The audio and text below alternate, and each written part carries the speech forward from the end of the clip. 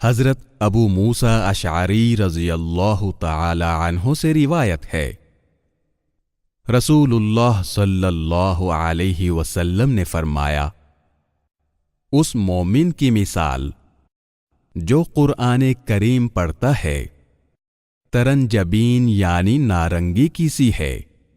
کہ اس کی خوشبو بھی اچھی ہے اور اس کا ذائقہ بھی اچھا ہے، اور اس مومن کی مثال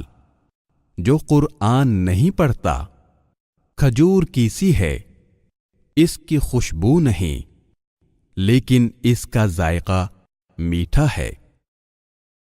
اور اس منافق کی مثال جو قرآن پڑھتا ہے خوشبودار پودے کی طرح ہے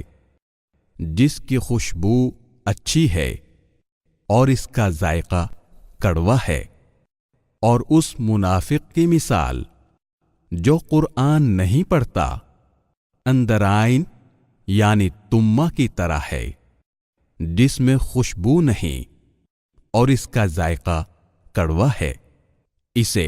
امام بخاری اور امام مسلم نے روایت کیا ہے۔